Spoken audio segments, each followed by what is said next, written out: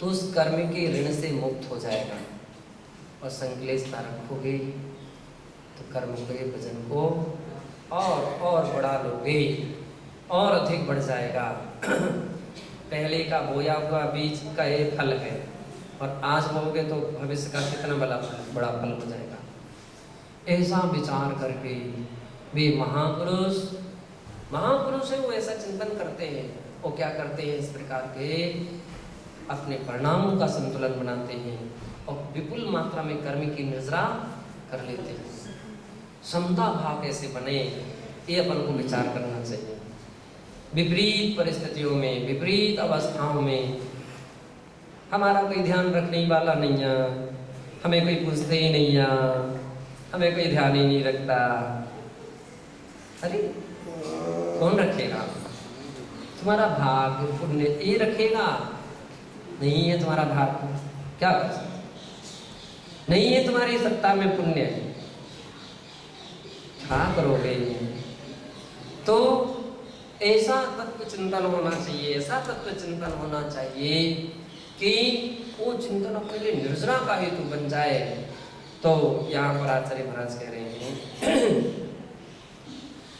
कि इस काल में मोक्ष तो नहीं है, लेकिन उस ध्यान का आलम्बन लेने से संसार की स्थिति कम होती है, निर्जरा हो रही है, संवर हो रहा है। यही तो सबसे बड़ी निर्जरा हो रही है, वजन घट रहा है। ततश्च देवगतिम प्राप्य, और जैसे संसार स्थिति कम हो रही है, इसका मतलब देवगति को व्यक्ति प्राप्त होगा। नियम है, व्रति महाव्रति जीव दुर्गति को नहीं जा सकता। अभी तो वरम व्रतई पदम दैवम नाम व्रतई बत, व्रत के साथ देव पद को पाना सहज है, सरल है, श्रेष्ठ है। महापुरुष अच्छे व्यक्ति व्रतों को धारण करते हैं। अब व्रतों में जिंदगी कब तक गुजारते रहेंगे?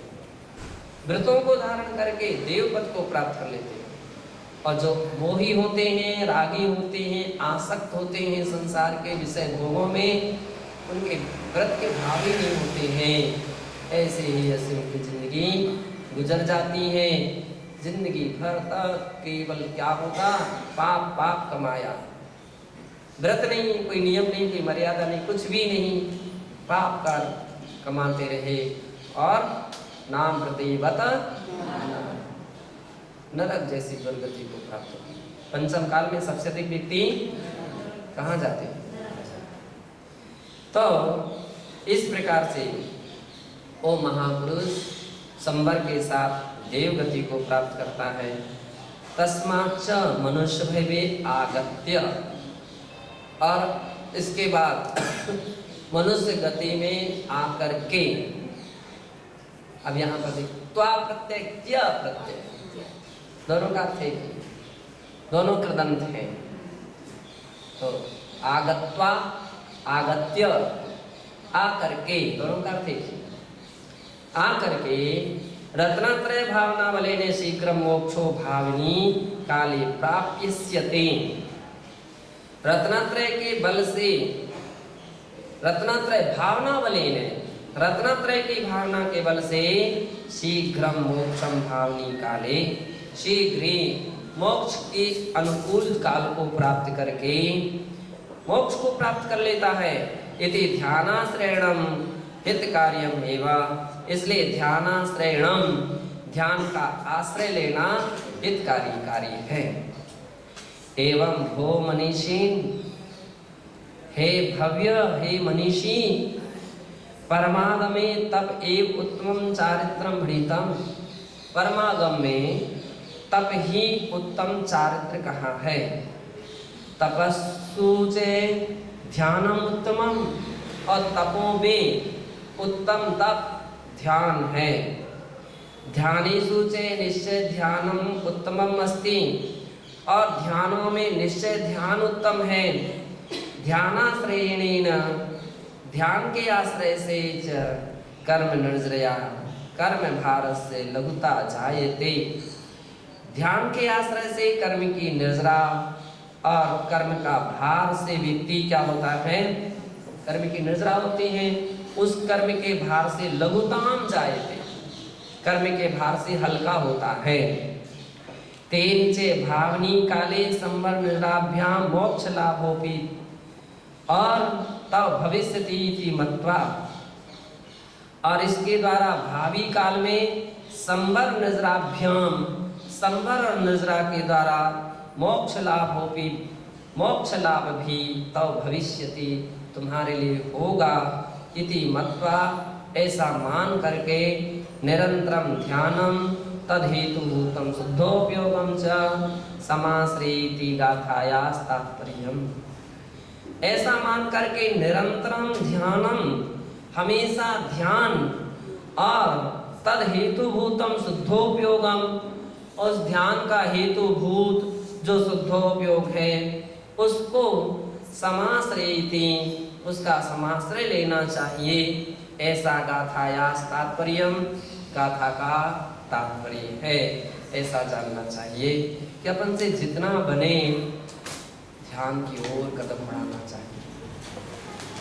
पढ़ना सब कुछ नहीं है, केवल माला फेरते फेरते भी काम नहीं चलेगा। कुछ ध्यान भी तो करो, कुछ समय बैठो, सविकल्प पे ध्यान करो, कोई दिक्कत नहीं है। और इसके उपरांत निर्विकल्प ध्यान की ओर भी कदम बढ़ाओ। कुछ लोग तो सविकल्प ध्यान में भी प्रयास नहीं करते, स्थिर होने का, स्थिर बैठने का प्रयत्न ही नहीं करते। आंखें एक क्षण भी स्थिर नहीं रह पाती हैं, और कभी हो जाए तो तुरंत नींद आने लगती। बतलाओ से कैसा तुम्हारा पुरुषार्थ, क्या करो नींद आ जाती, क्या करो नींद आ जाती। कुछ तो कुछ पुरुषार्थ करो। मानते हैं कसा अपने कर्म के उदय को, दर्शनावरणी कर्म के उदय को उदय आ सकता है, लेकिन पुरुषार्थ कर रहा है जो व्यक्ति, उसकी तो उपलब्धि है। तो पुरुषार्थ ही नहीं कर रहा, लक्ष्य ही नहीं है, प्रयास ही नहीं है। एक और ध्यान रखिए, पुरुषार्थ करने से नींद नहीं आती है, ये भी अपना ध्यान रखो। जितना चिंतनशील व्यक्ति होंगे, विचारशील होंगे, क्यों उपयोग है, लगा हुआ है जिस दिशा में, नींद नहीं आ सकती।